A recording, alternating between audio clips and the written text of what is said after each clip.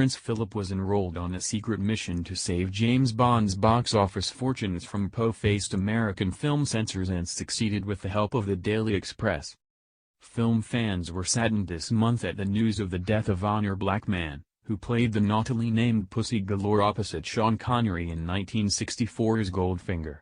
But the film was threatened with a ban in the United States after stuffy censors turned their noses up at the smutty double entendre. So a plan was hatched to save Bond, with the publicity team enrolling the help of British royalty. Honor was sent along to a London gala event, the royal film performance of Doris Day's film Move Over Darling in February 1964, where she was photographed with Prince Philip, with the image appearing in newspapers around the world the following day.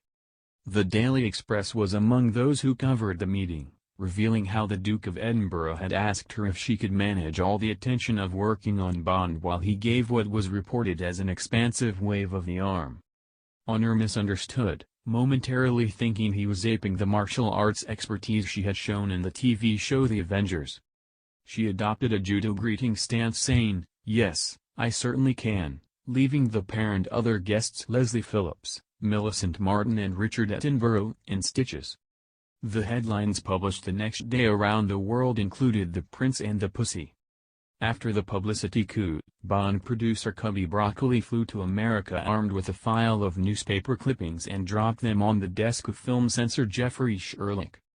Honor, interviewed for Bond film history book Some Kind of Hero, remembered, "They were taken aback but they took that as permission that it was a decent film and a decent character, otherwise Prince Philip wouldn't be talking to me."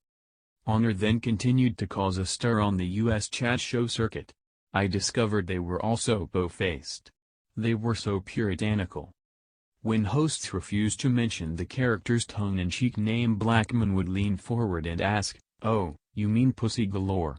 Goldfinger went on to become the US blockbuster the producers longed for, and Honor's character entered pop culture folklore.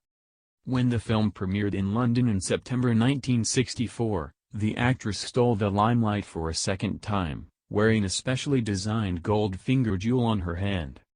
Thousands of fans lined the streets outside the Odeon Leicester Square, causing the windows of the cinema to cave in. Eastern Mediterranean Blackman reflected, "It was the most glamorous night of my life." Blackman considered the judo-kicking blonde bombshell a feminist icon. She disapproved of the term Bond girl and felt that it should be reserved for the bimbos that appeared in the later Bond films. 007 author Ian Fleming had originally written Pussy Galore as a lesbian gangster. But for the film, the producers played down her love of women. The character was now Goldfinger's personal pilot and the leader of an all-female flying squad.